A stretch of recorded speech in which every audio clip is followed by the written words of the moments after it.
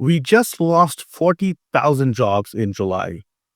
That's like an entire small town, all waking up and going. Paycheck. What paycheck? Poof, gone. No warning, no TikTok trending, just quiet, painful, white knuckle disbelief. And here is where this story gets personal. These were not summer gigs or weekend shifts. These were full time jobs, real households, real kitchens, real mouths to feed. If you are north of 50, this hits harder than property taxes, worse than the grocery bill after a year of inflation run. Stick with me. I will walk you through the numbers, the pain, and why we cannot just shrug this off. The numbers game. July's job numbers are a gut punch. Canada lost 40,800 jobs, a 0.2% drop, and a reversal from June's surprising 83,100 jobs bump. That rebound? Gone. Employment slipped to 60.7%, the lowest level in 8 months. Unemployment stayed stubborn at 6.9%, a multi-year high. What's worse, virtually all the job losses were full-time positions. So none of these are summer students. These are Canadians who relied on a steady paycheck. Let that sink in. June gave us hope with over 83,000 new jobs. But July tapped the brakes hard. Analysts are calling it less of a trend and more of a correction. But when your neighbor just lost his job, correction doesn't feel like a warm word, does it? Nowhere to hide. The sectors bleeding the most were the ones we rarely talk about in flashy headlines. Information, culture and recreation, 29,000 jobs.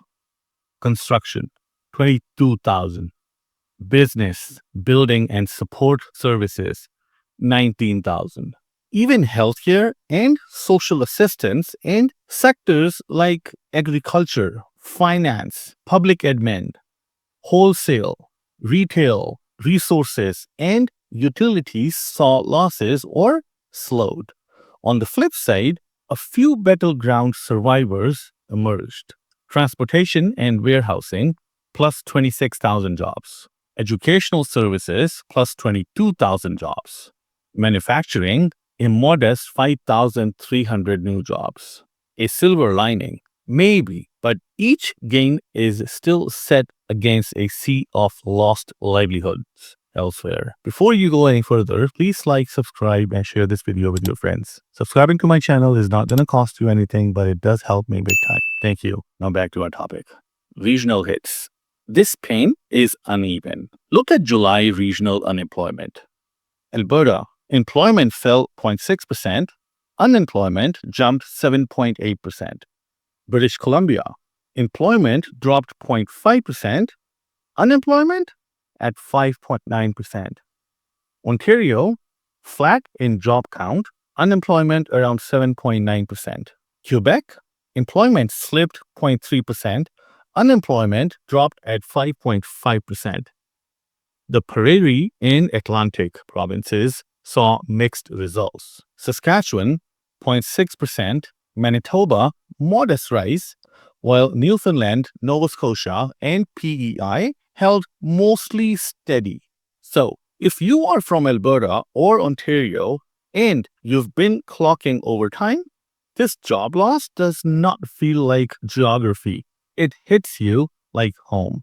Youth in the crosshairs. Now meet the silent victims, our youth. Age 15 to 24, unemployment soared to 14.6%, a level unseen since 2010, excluding pandemic years. Their employment rate is down to 53.6%, the lowest since 1998 outside of the 2020-21 chaos.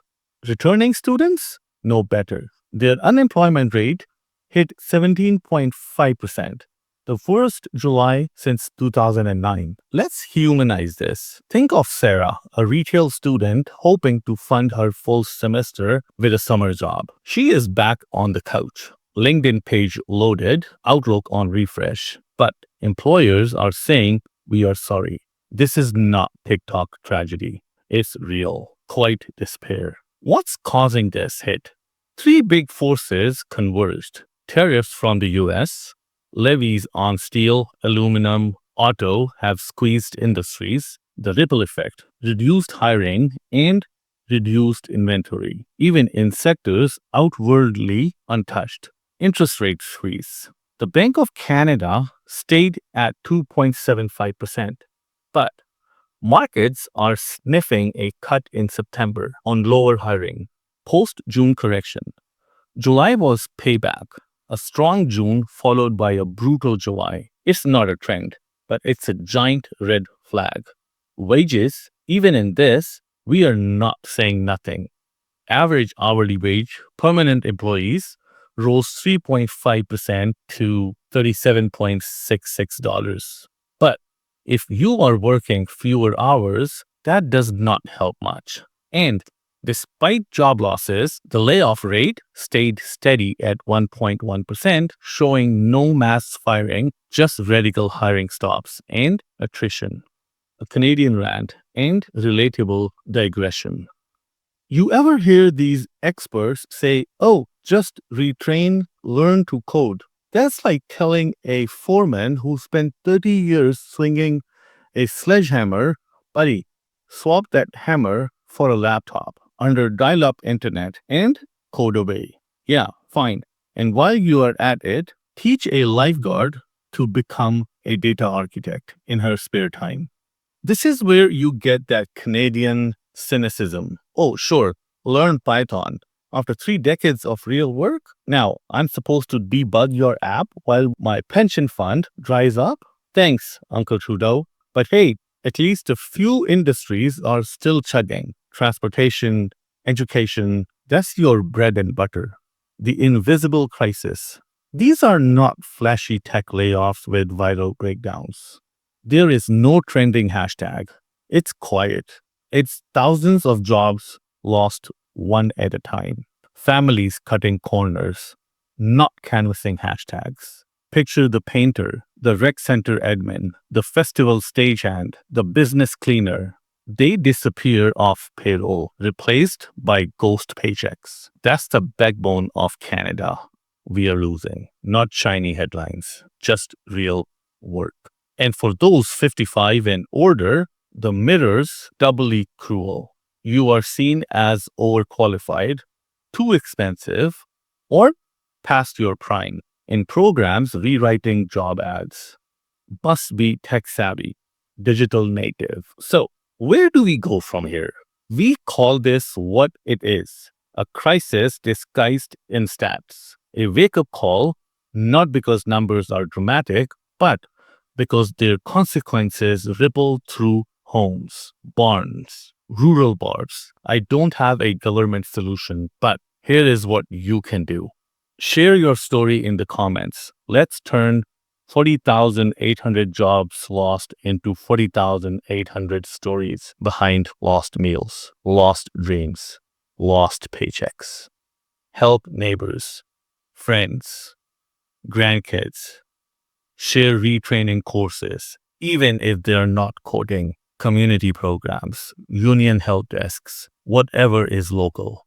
And don't let this fade.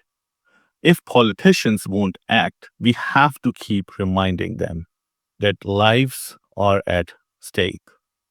At the end of the day, these are not just numbers. They are folks, Canadians, my buddies, your neighbor's kid. Ask yourself, if it was your cousin, your partner, your kid's teacher, what would you do? Drop a comment, share. Let's give these numbers a face. And maybe, just maybe, rally enough noise to get someone to care. Thank you so much for watching, and I'll see you in my next video.